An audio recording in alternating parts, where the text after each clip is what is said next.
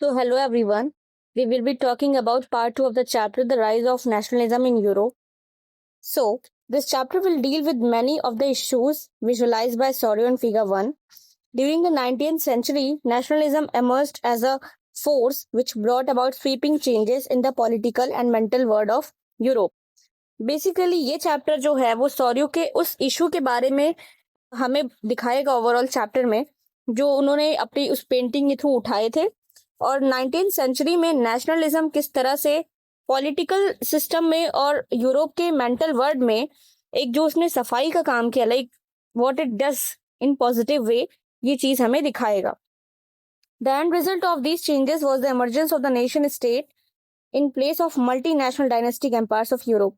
सो इसका end result जो होगा वो नेशनल स्टेट के प्लेस पे, नेशनल स्टेट हमें दिखेगा मल्टीनेशनल डायनेस्टिक एम्पायर्स के प्लेस में। मीन्स पहले के टाइम में डायनेस्टिक एम्पायर्स हुआ करते थे जहां पर किंग्स और किंगडम्स हुआ करते थे, बट नेशनलिज्म के थ्रू हमें नेशन स्टेट दिखाई पड़ेगा। The concept and practices of a modern state in which a centralized power exercised sovereign control over a clearly defined territory had been developing over a long period of time in Europe. But a nation state was one in which the majority of its citizens, not only its rulers, came to develop a sense of common identity and shared history or descent. Basically, हम बात करते हैं अगर modern state की, तो जहां पर एक सेंट्रलाइज पावर होता है, मीन सेंटर में एक पावर होता है जो कि ओवरऑल एरिया का, ओवरऑल डिफाइंड टेरिटरी का रूल करता है या कंट्रोल करता है, सारी पावर एक्सरसाइज करता है। जो एरिया होता है वो डिफाइंड होता है हमारे पास, मीन्स हम उसके बाहर नहीं डील कर सकते। जबकि इन प्लेस किंग्स और किंगडम के टाइम पर ऐसा होता था कि हम अपने एरिया को बढ़ाने के लिए अदर कंट्रीज पर अटैक भी कर सकते हैं, यहाँ पर ऐसा नहीं होता। और जहां पर हम बात करते हैं नेशन स्टेट की, तो यहाँ पर was the nation state was one in which the majority of its citizen, not only its ruler, came to develop a sense of common identity। जहां पर नेशन स्टेट में ना सिर्फ रूलर्स बल्कि वहां के रहने वाले लोग भी, सिटीजन्स भी एक sense of common identity develop करते हैं। जैसे हम इंडियंस हैं तो हमारी एटलीस्ट लैंग्वेज सेम है, हमारा कल्चर सेम है, हम जो चीजें मानते हैं वो सेम है, इस तरह से। एंड शेयर्ड हिस्ट्री और डिसेंट, हमारी अपनी एक हिस्ट्री है, like east India company and all. हमने बहुत सारे फ्रीडम फाइटर्स को देखा है, वो सब हमारी हिस्ट्री है। This commonness did not exist from time immemorial, it was forked through struggles through the actions of leaders and the common people. So ये जो हिस्ट्री, ये जो चीजें हमारे सामने आती हैं, ये सब चीजें बेसिकली स्ट्रगल्स की वजह से आती हैं, जो लीडर्स ने किया या कुछ कॉमन लोगों ने किया, वो सारी चीजें हम देखते हैं। This chapter will look at the diverse processes through which nation state and nationalism came into being in 19th century. So ये चैप्टर हमें उन सारे प्रोसेस पर अच्छे तरीके से दिखाएगा कि किस तरीके से नेशन स्टेट और नेशनलिज्म 19th सेंचुरी में यूरोप में आया। Okay, the French Revolution and the idea of the nation. So we will be learning about this. The first clear expression of nationalism came with the French Revolution in 1789. So you can remember this thing, that French Revolution happened in 1789. France, as you would remember, was a full-fledged territorial state in 1789 under the rule of an absolute monarch. तो 1789 France जो था उस time पर एक absolute monarch के अंदर deal करता था। The political and constitutional changes that came in the wake of the French Revolution led to the transfer of sovereignty from monarchy to a body of French citizen. So political और constitutional जो changes आए, basically French Revolution जो हुआ वो इसी reason से हुआ था कि जो मोनार्की के पास जो पावर है उसको चेंज करके पावर सिटीजन्स के पास आ जाए, और इसलिए ऐसा सब कुछ हुआ। The revolution proclaim that it was the people who would henceforth constitute the nation and shape its destiny। So revolution ये कहता था कि अब जो डेस्टिनी होगा नेशन का, जो कुछ भी होगा, वो सब चीज लोग डिसाइड करेंगे, ना कि वहां का king. From the very beginning the French revolutionaries introduced various measures and practices that could create a sense of collective identity amongst the French people। So starting से ही जो फ्रेंच रेवोल्यूशनरीज थे, मीन्स जो लोग इंस्पायर्ड थे French revolution करने के लिए, वो सभी ये शुरू से ही एक कलेक्टिव आइडेंटिटी लेकर के चलना चाहते थे। फॉर एग्जांपल, जैसे इंडिया के रेवोल्यूशन के टाइम पर क्या हुआ था, जब इंडिया में ईस्ट इंडिया कंपनी, ये सब चीजें हो रही थी, जब ईस्ट इंडिया कंपनी आई तब वहां पर भी यही चीज हुआ कि हमें अपने आप को, अपनी आइडेंटिटी को लेकर के चलना है, like our Hindi language and our culture, our system, was there. The ideas of La Patrie, that is the fatherland, and La Citoyen, the citizen, emphasize the notion of a united community enjoying equal rights under a constitution. A new French flag, the tricolor, was chosen to replace the former royal standard. So basically, एक idea आया la patrie का and le citoyen का, that means the fatherland and the citizen, जो कि बताता था emphasise the notion of a united community, जहां पर कि इक्वल राइट हो एक कॉन्स्टिट्यूशन में. अ न्यू फ्रेंच फ्लैग जो कि ट्राई कलर का था उसको चूज किया गया to replace the former royal standard. That means कि royal means symbolising king.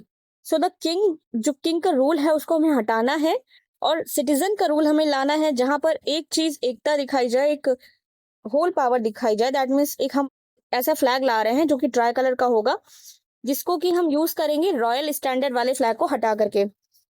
The states general was elected by a body of active citizen and renamed National Assembly.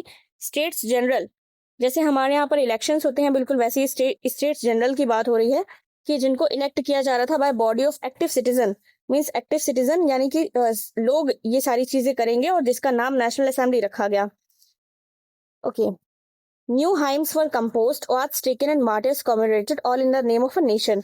सो जब French revolution basically हुआ, लोगों ने जब revolt किया, सब कुछ किया, तो लोगों ने ये सारी चीजें की कि new hymns were composed, oaths taken. जैसे हमने for example when our country, जब हमारी कंट्री आजाद हुई उस टाइम पर भी सारी चीजें हुई थी. जैसे कि आज भी अगर हम क्रिकेट वगैरह जीतते हैं या फिर कुछ भी ऐसा होता है नेशन से related, we get our national anthem and everything. वैसे यहाँ पर भी हुआ कि नए हाइम्स कंपोज हुए और oaths टेकी गई, oaths ली गई और martyrs commemorated, all in the name of nation. सब कुछ नेशन के नाम पर हुआ.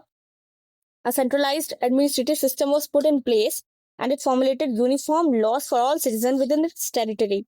So एक centralized administrative system, centralized means center के लिए एक particular administrative system, जैसे कि for example जो कुछ भी हो country का हो, जहां पर सब कुछ समान हो, सबके लिए एक ही रूल हो, ऐसा कुछ किया गया.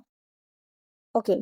Internal custom duties and dues were abolished and a uniform system of weights and measure was adopted. तो इंटरनल कस्टम ड्यूटी हटाई गई, dues were abolished and a uniform system of weight and measure were adopted. For example, if you are living in India, your country, and you have several other states where everybody has their own weight and measures thing.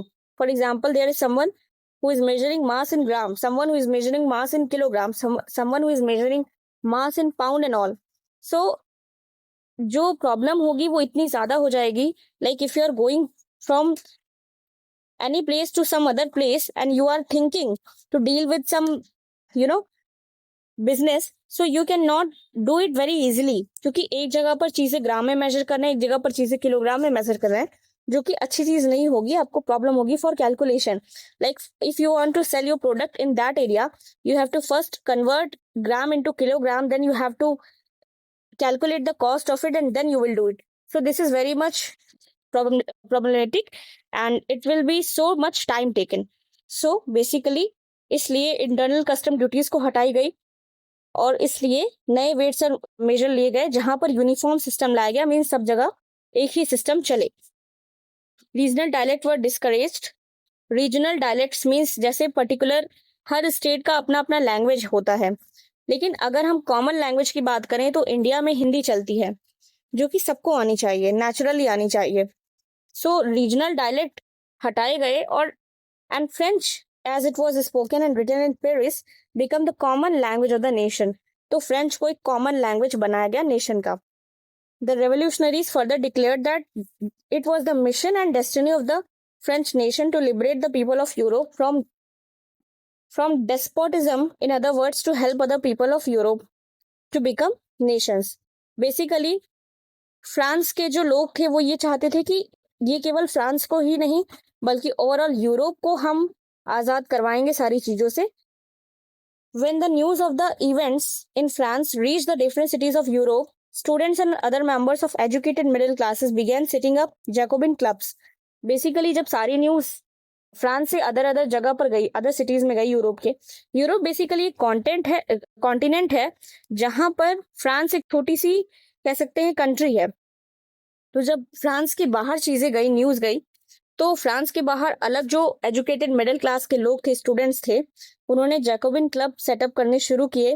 There activities and campaigns prepared the way for the French armies which moved into Holland, Belgium, Switzerland and much of the Italy in the 1970s. तो उनकी जो activities थी वो सारी चीजें prepare the way for the French armies, यानी कि French army के लिए एक रास्ता बनाया गया which moved into Holland, Belgium, Switzerland and much of Italy in the 1790s. Basically ये कुछ ऐसा है कि यूरोप के एक किसी एरिया में कुछ ऐसा हो रहा है जो कि बहुत स्पेशल है, जिसकी नीड पूरे वर्ल्ड को है. और जब लोग इस इंस्पायर हो रहे हैं तो ये चीज फ्रेंच के लोगों को कह रही है कि आप यहाँ पर आए और अपनी चीजें बताएं, लाइक आपको क्या करना है. The idea of nationalism abroad, जैसे कि एक्टिविटीज जो थी फ्रेंच आर्मी की, अब वो यूरोप की तरफ जा रही थी, लाइक बेल्जियम, स्विट्जरलैंड गई, इटली गई. तो इस तरीके से with the outbreak of revolutionary war the French armies began to carry the idea of French nationalism abroad. So इस तरीके से फ्रेंच की आर्मी जो है अब नेशनलिज्म का आइडिया और दूर दूर तक ले जाना चाहती है. Within the wide swath of territory that came under his control, Napoleon set about introducing many of the reforms that he had already introduced in France. So basically, it is like Napoleon is a army person and we are talking about कि French की army अलग अलग जगह पर जा रही है और चीजें फैला रही है, नेशनलिज्म से रिलेटेड आइडिया फैला रही है. तो with in the wide swathe of territory that came under his control, तो जितनी भी टेरिटरी उसके अंडर में आ रही थी नेपोलियन के, Napoleon set about introducing many of the reforms that he had already introduce in France. तो फ्रांस में उसने जो जो चीजें की थी वो चीजें अब वो इंट्रोड्यूस कर रहा था बेसिकली सबके सामने. Through a return to monarchy, Napoleon had no doubt destroyed democracy in France. अब नेपोलियन ने मोनार्की को फिर से एक रिटर्न दिया. नो डाउट हम कह सकते हैं कि नेपोलियन ने फ्रांस में डेमोक्रेसी को खत्म ही कर दिया, बट इन एडमिनिस्ट्रेटिव फील्ड उसने he had incorporated revolutionary principles in order to make the whole system more rational and efficient. भले ही उसने मोनार्की सिस्टम को दोबारा से इंट्रोड्यूस किया फ्रांस में, बट उसने एक तरीके से एडमिनिस्ट्रेटिव फील्ड में काफी अच्छा काम किया क्योंकि वो आर्मी का पर्सन था. The civil code of 1804, this is very important, जिसको नेपोलियनिक कोड बोलते हैं, did away all the privileges based on birth, established equality before law and secured the right to property.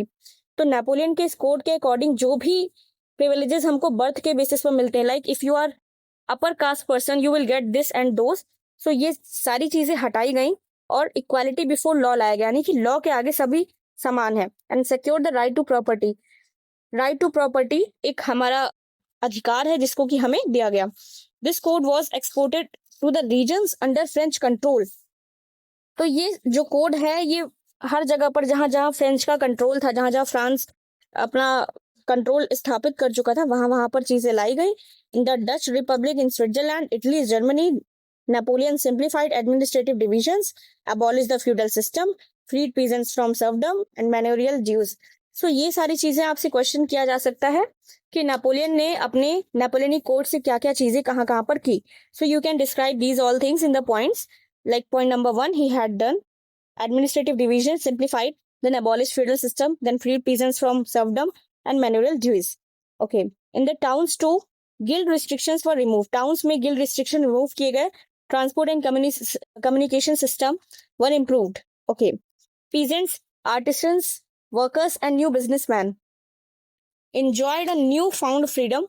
Businessmen and small-scale producer of goods in particular began to realize that uniform laws, standardized weights and measures and a common national currency would facilitate the movement and exchange of goods and capital from one region to another. Basically ये कुछ फायदे हैं जो कि Napoleonic code से हुए, जैसे कि बिजनेसमैन जो थे, स्मॉल स्केल जो प्रोड्यूसर ऑफ गुड थे, इनको काफी फायदा हुआ क्योंकि जब यूनिफॉर्म लॉज लगाए गए, लाइक छोटे लोगों के लिए बड़े लोगों के लिए चीजें सेम की गई, वेट एंड मेजर्स स्टैंडर्डाइज किए गए. मीन्स वही बात कि जहां पर हम बात करते हैं कि हर जगह यूनिट सेम हो मेजर करने की, and the common national currency को, जैसे आज हमारे पास इंडिया में अगर रुपीस के अलावा और भी सारी करेंसीज चलती तो एक प्रॉब्लम हो सकती है कि जहां पर हम कहते हैं कि डील करना मुश्किल हो जाता फॉर द बिजनेसमैन.